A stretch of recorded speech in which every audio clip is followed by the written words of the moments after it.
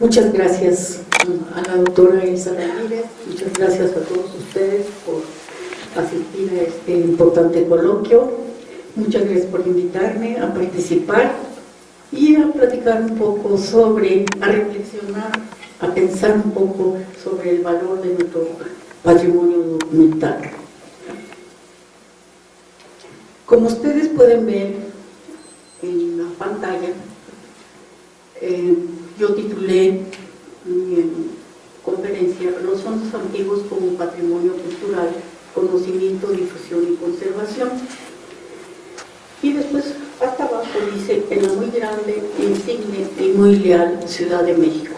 Nada de CDMX, ni color de rosa tampoco.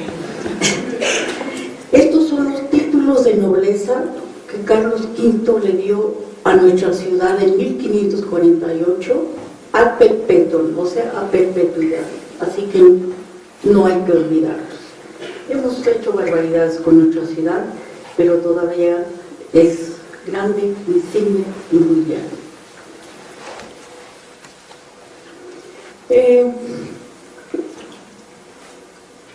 Como vamos a hablar de los fondos antiguos, me invitaron a que hablara sobre ello, vamos a ver cómo definimos los fondos antiguos.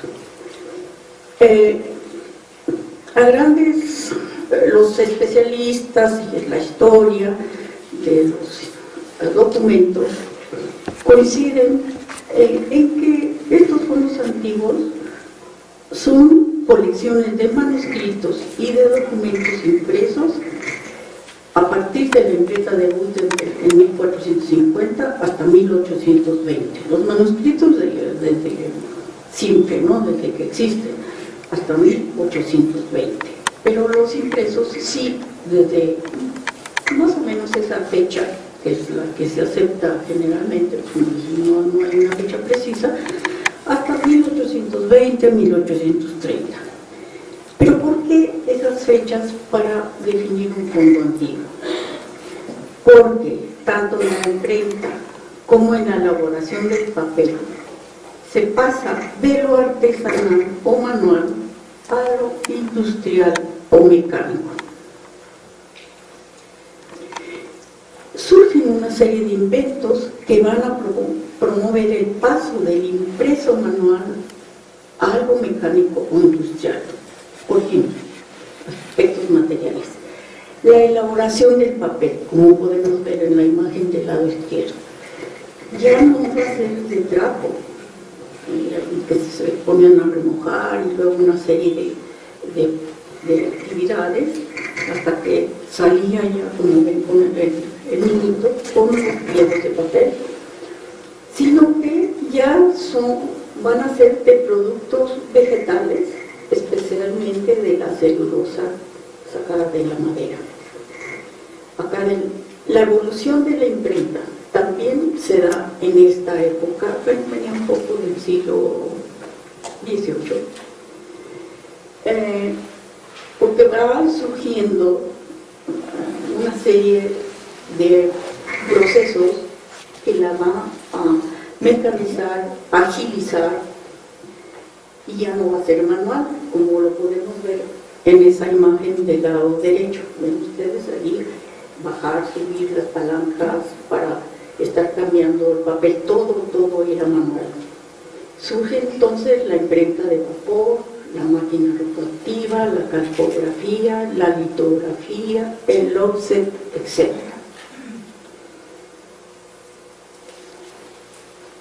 Aquí les quiero dar unos ejemplos de obras que forman parte de ese fondo antiguo.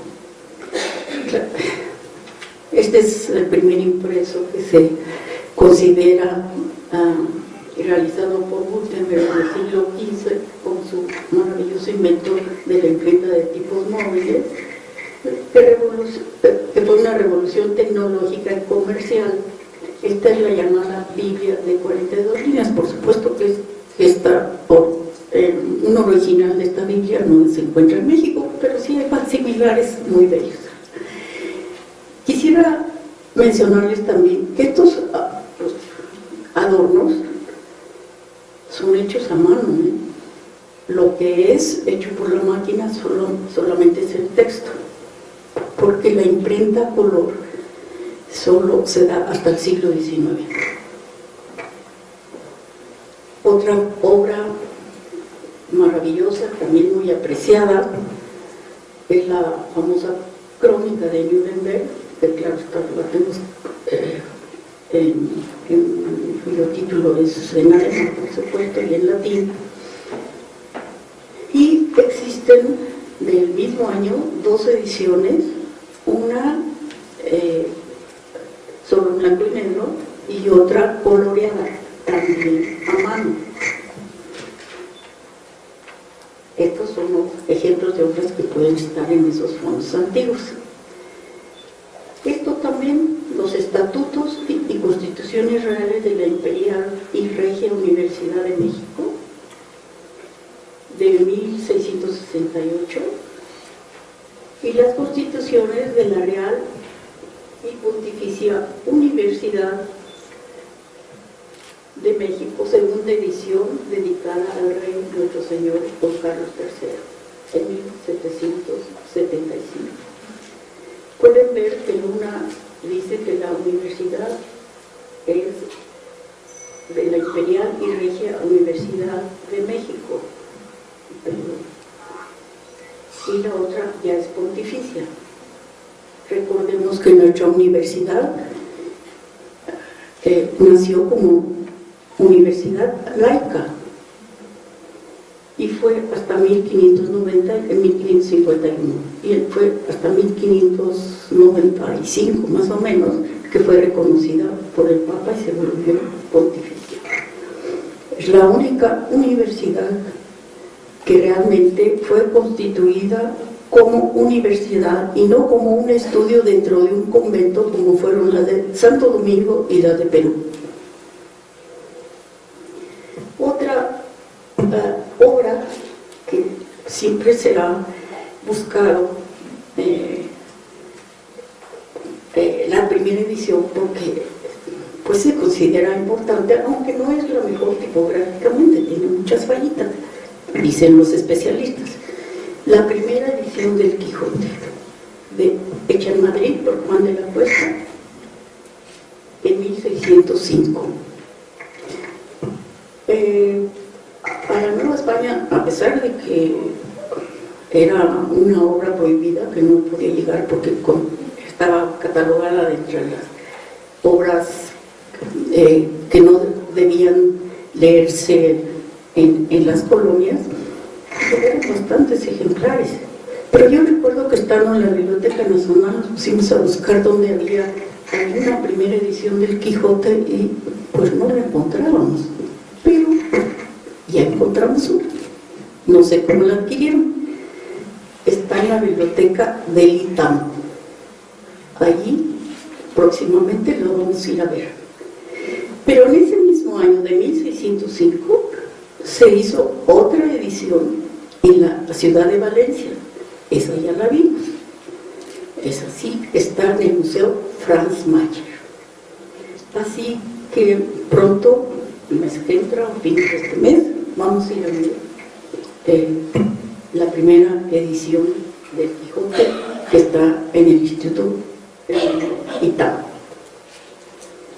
Otra obra muy apreciada es conocemos comúnmente como la enciclopedia francesa, la Encyclopédie du Dictionnaire raisonné des sciences et arts de métier,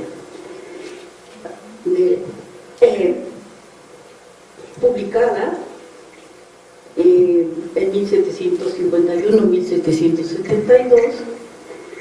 Aquí digo que solo existen 17 volúmenes, pero parece que la obra tiene más. Y en México, la Biblioteca Nacional y la Biblioteca Central tienen esta valiosa primera edición de la enciclopedia francesa. La enciclopedia, después de esta enciclopedia, pues, surgieron otras en otros idiomas. El tema de este coloquio está muy relacionado con el programa Memoria del Mundo de la UNESCO, que está estableció en 1992. Y esta frase emblemática de Memoria del Mundo, Memories of the World, Memoria del Mundo, es de la autoría de Federico Mayor Zaragoza, quien en ese año era el secretario general de la UNESCO, y de Abdelaziz Habib, que era el bibliotecario, pero la frase es de la autoría de Federico Mayor Zaragoza, o sea que nació en español, porque él es español. Pero ahora la UNESCO lo que menos utiliza es el español, utiliza el inglés y el francés. Hay que regañarlo. Con el programa Memoria del Mundo y otros programas como el del Patrimonio Mundial y el Patrimonio Intangible, la UNESCO busca una nueva visión sobre el valor del patrimonio cultural como fundamento de identidad y de diversidad de los pueblos. Y el patrimonio documental es parte de este patrimonio cultural. También menciona y recuerda que patrimonio son los bienes heredados del pasado, del padre, y los creados en el presente. Cada generación genera patrimonio que debe heredar a las generaciones del futuro. ¿Cuál es la finalidad de la memoria del mundo? La preservación del patrimonio documental de la humanidad, su organización, catalogación, restauración, conservación y difusión. Debemos tener claro que preservación no es sinónimo de conservación. Preservación es un concepto más amplio que incluye la conservación. El acceso a ese patrimonio a una amplia variedad de público. Memoria del Mundo dice, si vamos a conservar, a organizar, a catalogar, es para que la sociedad, el público interesado, tenga acceso a ese patrimonio. También promueve el uso de las tecnologías de la información, especialmente ahora la digitalización, que constituye la gran posibilidad para el acceso y el conocimiento. Nada más recordemos una cosa, lo digital no crea memoria, porque no hay seguridad de que se conserve para el futuro, porque tiene mucha fragilidad, nace, crece y se muere en un instante. Vean lo que tienen ustedes en sus telefonitos. Entonces, hay una frase que alguien usó de la UNESCO que dice, lo digital no crea memoria. Y entonces las obras nacidas digitales, cuidadito, porque tenemos que tener cuidado para que se conserven para el futuro. Las fotografías de los teléfonos, ya hay muchos jóvenes sin sus fotos de cuando eran bebés o cuando eran niños. No, si no imprimen las fotos que más les gustan, de las 20 que sacaron en un momento, mañana ya no las van a tener. Bueno, no son tan malos. Lo digital ayuda mucho a promover, a difundir, a localizar, pero no a conservar para siempre. Promoción, también la UNESCO promueve, o sea, hace la promoción del estudio y la investigación sobre estos documentos. Yo lo titulo Conocimiento, difusión y conservación. El conocimiento, ¿cómo conocemos? ¿Qué es lo que permite conocer estos fondos antiguos, estos documentos, estos manuscritos, estos libros, folletos, etcétera? para poder saber de su existencia y usarlos. Lo que permite ese conocimiento es la catalogación, el control bibliográfico de esos fondos antiguos. En este caso, en que nos ocupamos de los manuscritos o impresos anteriores a 1820, estos documentos deben estar debidamente catalogados por las bibliotecas, archivos, como se llame la institución que los resguarda. Es una obligación. De esta manera se le da vida a esos documentos. Las bibliotecas deben comprobar mediante el registro bibliográfico la existencia de esos fondos. Se han dado casos en que cuando hay la pérdida o el robo de algún documento, una biblioteca no puede probar que tenía ese documento como parte de su acervo porque no estaba catalogado ni inventariado de ninguna manera. Entonces, los catálogos, los inventarios ayudan a comprobar la propiedad de esos documentos en una biblioteca. Ya ha pasado varias veces esto. La elaboración de bases de datos especiales permitirán mejor conocimiento y valoración de esos fondos por tema, por lugar de origen, por épocas, por ilustraciones, por ex libris, por las anotaciones que tienen los documentos, etc. Difusión y acceso. Morris Lane decía en 2003, cuando la digitalización pues ya se usaba, pero no como en la actualidad. La digitalización permite que estos fondos puedan hacerse universalmente accesibles a los investigadores y público general sin arriesgar su seguridad y su integridad. Porque sí, hay que tener cuidado que estos documentos se conserven lo mejor posible físicamente. Actualmente, el uso de la digitalización debe permitir la difusión y el acceso a estos fondos de manera óptima. Conservación e investigación. Conservar los documentos originales es una obligación. Jamás deben eliminarse. Hubo una época cuando se usaba la microfilmación, sobre todo de periódicos, que se microfilmaban los periódicos y los originales a la basura. Eso nunca debe hacerse. Debe asegurarse su integridad y su seguridad, y algunos de los autores especialistas que leí dicen que el lector, el usuario, el investigador debe saber que esa obra digital que está leyendo en la pantalla es una obra impresa y existe físicamente. O sea, hay que conservar los originales. Conocer un documento que no se da a conocer no existe.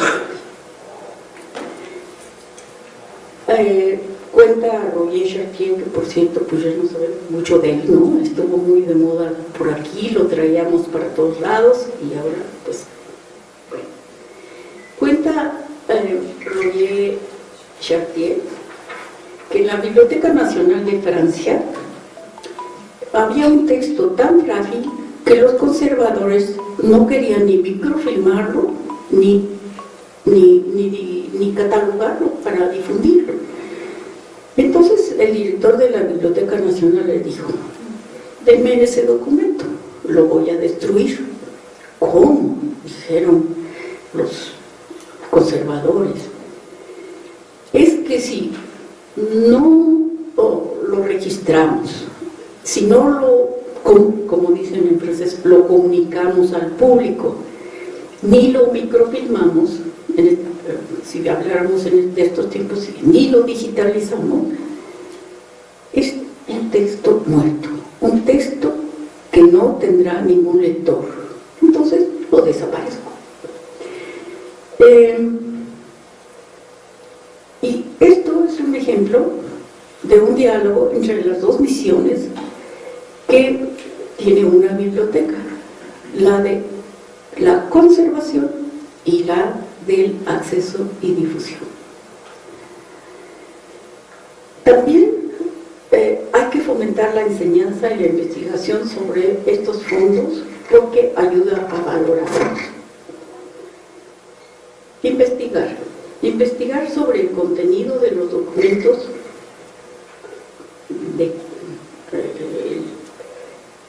los temas, en fin, pero también hay que estudiar los documentos como un producto artesanal, es decir, como objetos, el papel, la tinta, las ilustraciones, las letras, en fin, hay infinidad de aspectos que estudiar de un libro antiguo y que no solo le interesan a los bibliotecarios, también a los historiadores, a los diseñadores, a una gran cantidad de público. Pero hay que darles vida a estos documentos. Ahora me voy a permitir hacer una reflexión sobre los impresos no hispanos, sobre nuestros documentos de la Nueva España, desde que llegó la imprenta a México y el primer impreso de 1539 hasta 1821, que es nuestra independencia, por lo siguiente. Bueno, la imprenta llega a México en 1539 por las instancias ante el rey, porque el rey debía dar el permiso, del primer arzobispo Juan de Zumárraga y el primer virrey de Mendoza. Fue el primer país fuera de Europa y primero de América que contó con esa tecnología que revolucionó la transmisión del conocimiento en aquellos tiempos. Los impresos que se publicaron en la Nueva España se realizaron de 1539 a 1821, durante el periodo que hemos mencionado, de los fondos antiguos. O sea que toda nuestra producción cae dentro de los fondos antiguos. En la Nueva España se imprimió el mayor número de documentos de toda América. Según Toribio Medina, se imprimieron cerca de 12.500 documentos, libros, folletos, hojas sueltas, tesis, etc. Unos ejemplos. Por ejemplo, el siglo XVI.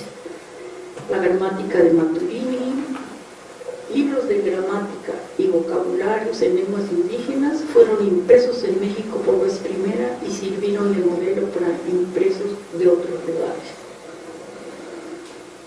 Se imprimieron numerosos gramáticas y vocabularios, sobre todo el siglo XVI y siglo XVII. Siglo XVII, la grandeza mexicana del bachiller Bernardo de Valbuena, publicada en 1604. Se hablaba de la grandeza de este país. Después Salvador Novo hizo una nueva grandeza mexicana en el siglo XX. Miren, algo importante, tiene el retrato del autor. Ya desde el siglo XVI hay un autor que tiene su retrato, porque eso era signo de modernidad, ya la muestra del Renacimiento. Eso, aquí también está el retrato del autor. En el siglo XVIII, cuando surge la Escuela de Minas, después hoy Facultad de Ingeniería, pues se imprimen y se traducen obras esenciales para el estudio de esas especialidades, como las tablas mineralógicas, y se publican también al surgimiento de esta la Academia de las Tres Nobles Artes, los estatutos de la Real Academia de San Carlos de la Nueva España. Son libros, además, muy bellos físicamente. Reflexiones finales. Los documentos que forman los fondos antiguos son parte del patrimonio cultural de México y pueden ser, en un momento, memoria del mundo. Su identificación, organización, difusión y acceso son una tarea de bibliotecarios, archivistas y otros profesionales que tienen a su cargo este tipo de documentos. El acceso y la conservación son primordiales, pero conservar sin difundir y sin acceso carece de sentido. Porque, como decía la anécdota de Chartier, son libros muertos. La digitalización, las ediciones facsimilares, las exposiciones son grandes ayudas para el conocimiento de los documentos antiguos por la sociedad a la que pertenecen y para su valoración.